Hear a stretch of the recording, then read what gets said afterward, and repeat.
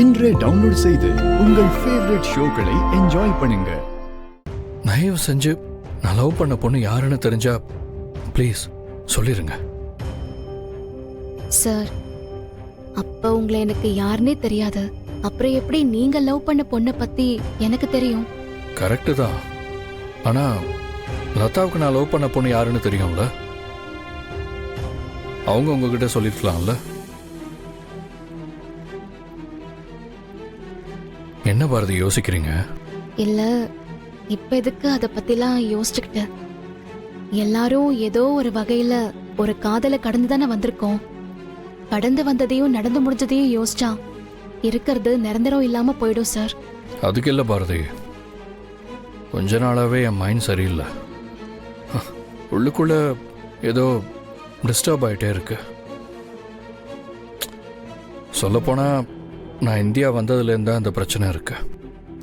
அதுவும் ரீசண்டாக ரொம்ப அதிகமாக இருக்கு. ஒருவேளை லதா சொன்ன மாதிரி நான் யாரையாவது லவ் பண்ணியிருந்தா என்னோட பிரச்சனைக்கு அதுவே கூட காரணமாக இருக்கலாம்ல.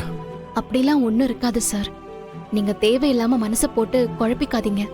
அப்புறம் அது மட்டும் இல்லாம இப்ப அவங்க யாருன்னு தெரிஞ்சுக்கிட்டு என்ன பண்ண போறீங்க? எனக்கு என்ன சொல்லன்னு தெரியல. ஆனா ஏதோ தெரிஞ்சுக்கணும்னு தோணுது. ப்ளீஸ் பாரதி, ப்ளீஸ் எனக்கு கொஞ்சம் ஹெல்ப் பண்ணுங்க. சரிங்க சார், நான் லதாக்கு ஃபோன் பண்ணி கேக்குறேன்.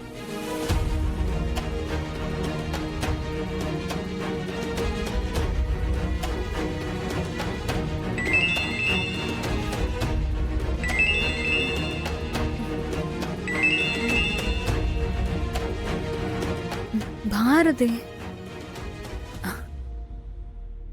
சொல்லு பாரதி, என்ன இந்த நேரத்துல கால் பண்ணிருக்க? ஒன்றும் இல்ல, உன்கிட்ட ஒரு விஷயம் கேட்கணும், அதான் கால் பண்ணேன். ஏய், அந்த அளவுக்கு அப்படி என்னடி விஷயம்? ஆதி சார், ஒரு பொண்ணை லவ் பண்ணதா நீ சொன்னல்ல, அது யாரு? அந்த பொண்ணு யாரு, இப்ப எங்க இருக்கா, என்ன பண்ணிட்டு இருக்கான்னா எனக்கு எதுவும் தெரியாது. ஆனா அந்த பொண்ணு பேரு மட்டும் எனக்கு ஞாபகம் இருக்கு.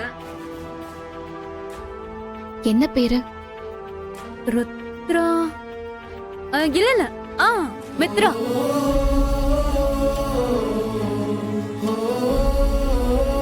ஹலோ பாரதி, என்னடி சத்தத்தையே காணோம்? லதா, ரொம்ப தேங்க்ஸ். தேங்க்ஸா? என்ன இன்னைக்கு உன் பேச்சே சரியில்லை. இல்லடி, ஆதித்யா கூப்பிடுறான், அதான் நான் அப்புறமா பேசுறேன். சரி சரி, குட் நைட்.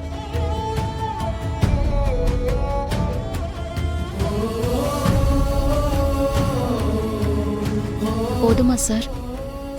உங்க சந்தேகம் தீந்துருச்சா சார்?